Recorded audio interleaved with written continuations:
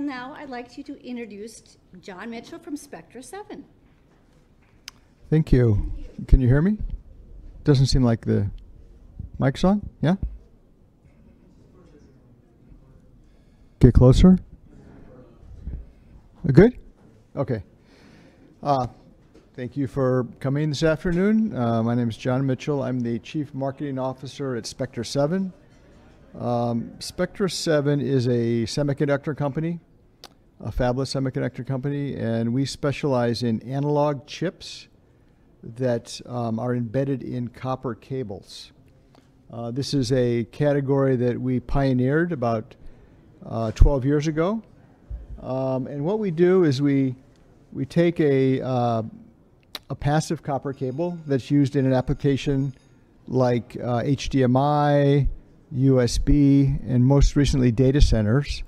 So those cables have been copper. Copper is the least expensive, simplest, most reliable interconnect. But copper, as the data rates go up, you can't always reach as far as you want to go with passive copper. So this first came up in HDMI about 12 years ago. Some installers wanted to run an HDMI cable, you know, in an auditorium or, you know, in a home, and passive copper cable wouldn't work. So we came up with the idea of creating a chip, a semiconductor chip that goes in the end of the cable and recovers the signal. So what happens to the signal over a long distance is it gets attenuated, and there's also dispersion. So different frequency components of the signal get they have different loss components over frequency. So we have to undo all that and then boost the signal back up, basically. So we started out in HDMI. The benefits of, what's the alternative? Fiber optics is the main alternative, both in HDMI and the other markets that we serve. The advantage of our technology is it's the lowest power. It's a little bit more power than a passive cable, but just a little bit. And it's got very low latency, so there's not a lot of delay in getting the signal there, which can be a problem in a lot of applications. And we have excellent performance. So as I said, we started out in HDMI. About a year into it, we got contacted by a company called Oculus. This is the company that first came up with the VR headsets, later acquired by Facebook. So we were in several generations of Oculus headset. We were also in the Microsoft mixed reality headsets. And most recently, we are in the Sony PlayStation 2 VR headset.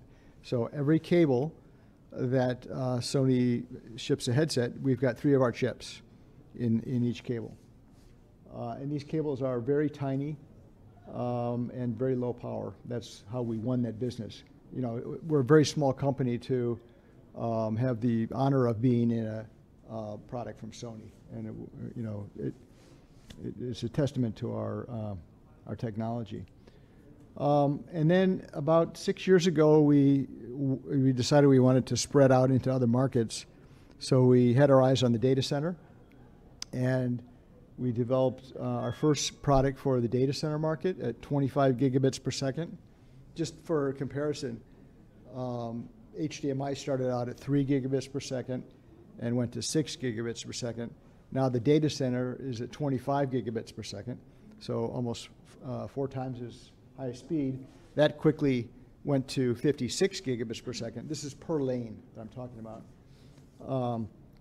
And we got our first win at 25 and then another one at 56 with Tencent in China. We had a lot of interest in US hyperscalers as well, but their architectures are a little different than the architectures in China. And the China deployments needed longer cables.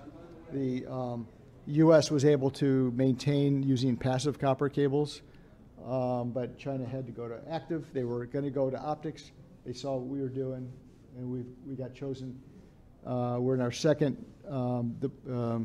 round of deployments now with Tencent, and that continues.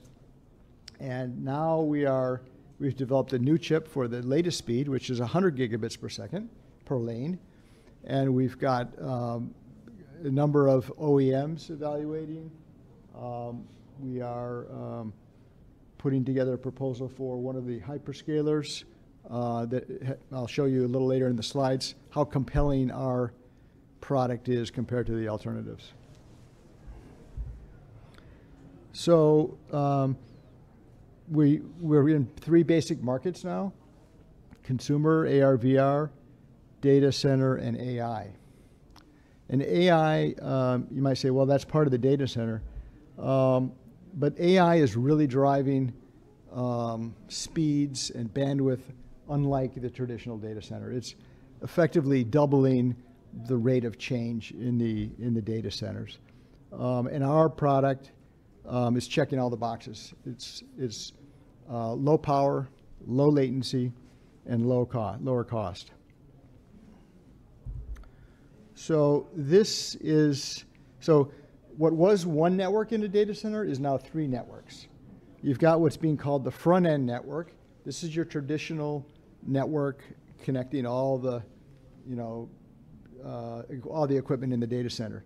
And then you've got 2 parts of what's being called the back-end network. This is AI specific, and this is the back-end network. There's a scale-up and a scale-out. The scale-up part of it is where you're connecting the GPUs directly together. And that's shown here on the right, this NVIDIA NVL72, which you may have seen a lot of news about recently. There are 72 GPUs in each of those racks, and those things are connected directly to each other. That's called scale up. And then when you connect one of these racks to another rack, that's called scale out. And down there at the bottom, it shows you that, the bandwidth that is in the regular part of the network, the front-end network, if that's 1x, the scale-out part of the network is 10 times as much bandwidth, and the scale-up network is 10 more times that much bandwidth. So it's just incredible bandwidth needs, and also going from 56 to 100 took about a little over 3 years. Now speeds are going from 100 to 200, 200 to 400, and that's going to be about a year and a half. So the whole thing is speeding up incredibly. So there's opportunities for our products in all 3 of these networks, but the highest growth is in the back end networks. What is happening overall in the data center as the speeds go? So I know it's confusing, but when it says 800 there, that's 8 lanes of 100. So that's our 100 gig per lane speed. And then 1.6T, that's 200 gigs per lane, and 3.2, that's 400 gigs per lane. And this is all going to happen in the next 4 years. We're going to be at 400. And so what's happening as we go to the speeds, passive copper cannot reach. Optics is going to grow, yes. But actually the fastest growing segment of this market is active copper. I've got another slide later. It's like 60-70% CAGR. It's a unbelievably fast growing market. Okay, so this slide shows power per cable on the y-axis and data rate on the x-axis. So here you can see going up to 800 gig, which is where we are today, at 100 gig per lane. A cable with our chips in it is about 3 watts. An alternative technology is an active electrical cable. This is similar but uses different technology in the ends. It uses retimed digital signal processors, known as DSPs. They're very powerful. However, you can see they consume a lot of power, and they're expensive, and they also add latency. Latency is critical for these applications where you need to get things from here to there with as little delay as possible. You can also use active optical cables. For longer distance, that's going to be even more power. So this is where we are today. And next quarter, we're going to be at 1.6 T. So we double the speed, and we go from 3 to 4 watts, slight increase in power. Active electrical cables are nearly double at about 35 watts, and optics is 50 watts and above. Some switch makers are designing for 70 watts per port because of the optics needs. So, and this is going to go out again, and it's going to look very similar. Our value proposition just keeps getting stronger as data rates go up. Another advantage is that you can use a thinner gauge. And this is why Sony and Oculus chose our technology, because they didn't want to go longer. They could go 3 meters with a passive cable, but your head kind of went like this after a while. So by using a much thinner gauge, it could be more like your headset before you hit your head AirPods. Very light, thin and light. So the name of our product is called Gauge Changer, because we can change the gauge from a big gauge to a small gauge. So the leader in AI right now is a company called NVIDIA. You may have heard of them, especially if you're following the stock market. They are actually using active copper cables, analog style, like we make. Unfortunately, they chose a different company called MACOM. However, we have performance and power advantages over them. We're a small company. That's going to be our challenge, is getting designed into a big application like that. So anyway, this is a great validation of the technology. Again, power, latency, and cost is why NVIDIA chose active copper cables. And you can see they use it from their NICs to the switches, from switches to switches, and from switches down to GPU subsystems. Here's just some more details on what these cables look like. And some of them are what we call fan-out or splitter cables. And so we put our chips in both ends, or all ends of those kinds of cables. So the data center interconnect market is being challenged in 2 ways. One way is the data rate is going up on the x-axis there, but also the density of the connectors has been increasing over the last years. And right now, most people are using OSFP XD. I guess I can use my laser pointer right here. So it's 8 lanes in each direction. But some people have chosen to use OSFP XD. This is doubling the density. So it doubles the number of conductors in each direction, 16 in each direction. The module that this goes into has not increased in size, however. So the bottom line is that you cannot use as big a gauge of copper. So you need to use a smaller gauge, so you can't go as far. So this is so the dynamics here, as the speed goes up, our advantage goes up. As the density goes up, our advantage goes up. And we've got one hyperscaler that we're working on a proposal for, specifically for that connector right now, with one of our cable partners. So in this example, OSFP XD, you can see a DAC cable. A DAC is a direct attached copper. This is a passive copper cable. It can only go about 1.2 meters. 30 gauge is the maximum you can fit in the back shell. Power is nearly 0. Latency is low, very reliable, and lowest cost. This is the competing technology. It's a retimed DSP. Some of you may have heard of Credo. They went public a couple of years ago. They're a hot stock, and they're also a hot product. 40 watts for the cable. High latency, poorest reliability, and the highest cost. Spectra7's active copper cables with analog technology, we can match the reach. We can do it for a lot less power. Just nearly the same latency as a passive copper cable. Excellent reliability and slight increase in cost, but half the cost of a Credo cable. So this is a very promising opportunity that we're pursuing right now. So our customers are cable assembly companies.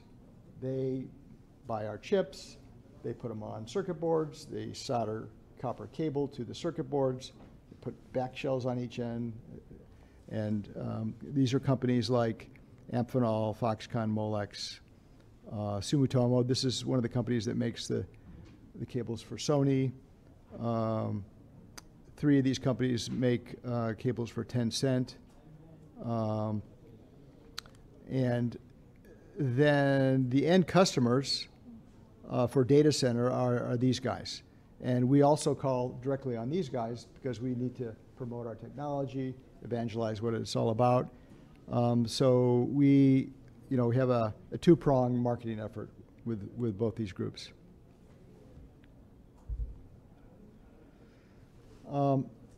There is a research group called the 650 Group. They have predicted that this market for semiconductors inside of cables, so active copper cables, just the semiconductor content in these cables is going to be $1 billion by 2028. This is coming from nearly zero a couple of years ago. So this is and again, this is a market we pioneered. So we're trying to catch up with the tiger that's coming out of the tank. We have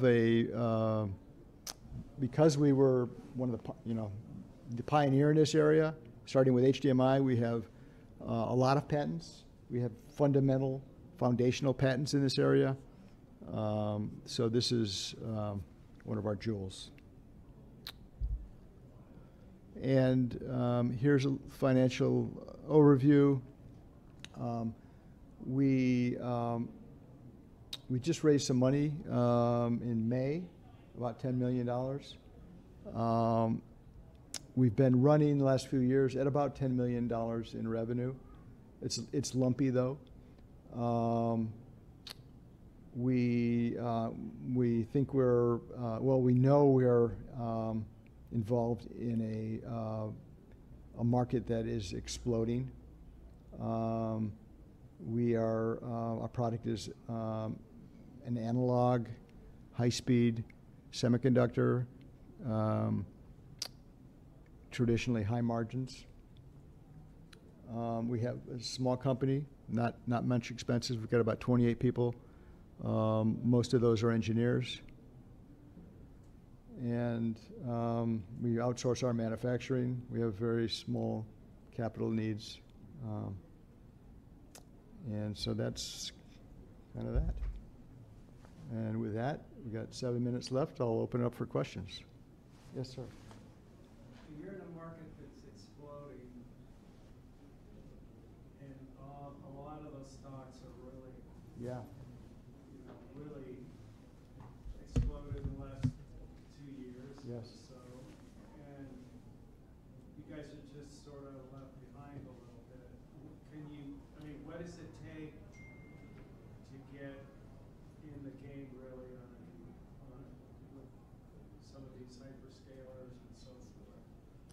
And why doesn't somebody buy you, and can you enforce those? Is the IP really enforceable? And can you give us sort of strategically where you're at, what it takes to get a little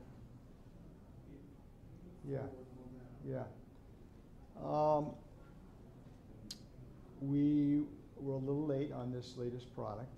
And so the active electrical guys kind of got in front of us there, I would say.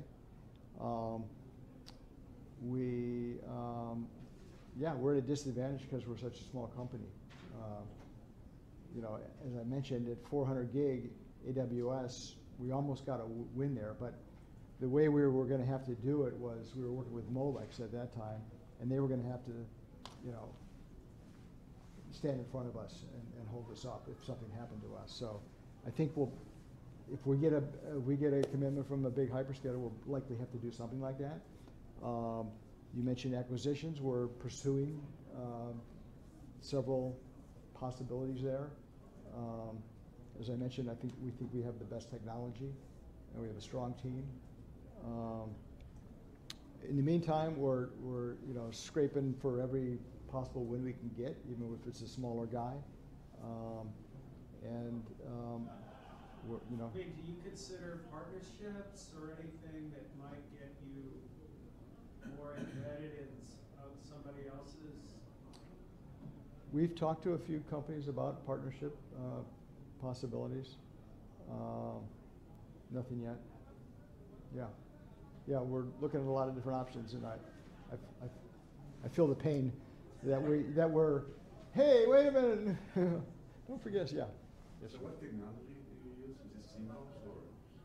It's Standard CMOS? no, it's not standard CMOS. It's silicon germanium. Yeah. Yes, sir. What's your quarterly burn rate? Our quarterly burn rate is our monthly burn rate is $500,000. Approximately $500,000 a month. Okay. Yeah. Without production code or receivables, just the basic cash out or for expenses. And you're public. We're public, yeah. We sit on the TSF. Yeah. So what's the longest reach that you're promoting on your Active copper cables?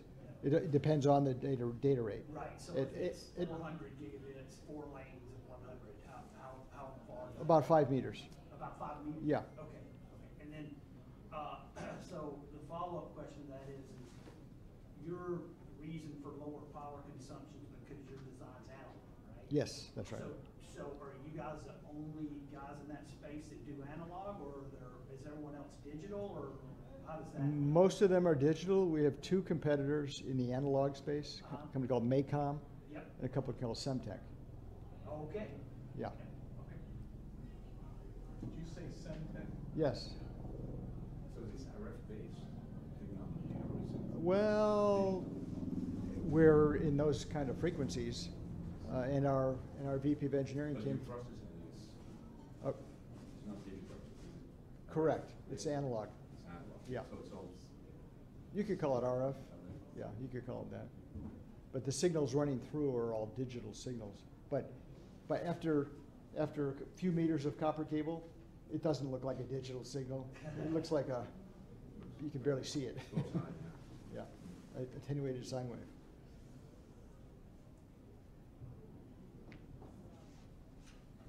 Any other questions? Yes, sir. Your PAM 100 chip, Yeah. has it got pretty good market traction, and how long is it going to be before 200 MG? Because you don't want it there. We've got 4 or 5 companies evaluating our 100 gig PAM4 product right now. That's in addition to this OSFP XD opportunity. Are those domestic companies, or is it? Mainly, Okay. one of them's out of Taiwan, but the others are here. And then there's a whole China market, but they're a little bit behind. So that 100 gig product will also go to China, but like at the end of this year, end of next year. And then the second part of your question was? How long for 200. So we're designing it now, and we'll be taping it out not too far from now. Yeah. Because we're going to be sampling that next year. Okay. And what, I know you say you're doing 10 million in revenue and it's still lumpy. I mean, what, going forward, you kind of piggyback on this gentleman's question, am I right? You know, this whole market is just exploding. Yeah. I've been hearing this for years. Yeah. From you as well as others. Yeah. I know you're a small company.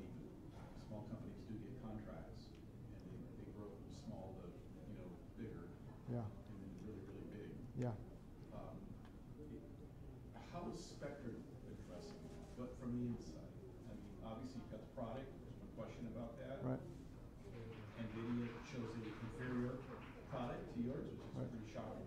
Right. I'd love to fact check that, Right. but it's hard to believe, but let's assume that it's true. Yeah, we didn't have a product when they made that decision. Okay, fair enough. Yeah, yeah.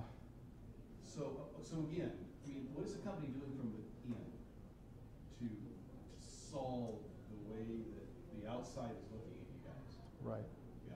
I think that's right. Yeah, I think the biggest thing we're doing is we're trying to accelerate our development of the next 200 gig per lane, because frankly, we were late at 100 gig, Okay. and these guys are moving so fast. Got it. Once they get something that works, they don't look back, Okay. and that's where we're stuck. Now, there's some smaller guys that haven't got there yet, and we're interfacing, we're hoping to get into those. And then we have this one hyperscaler who has made this switch in connector, so we think that's an opening for us. Yeah. Thank you so much. Okay, thank you.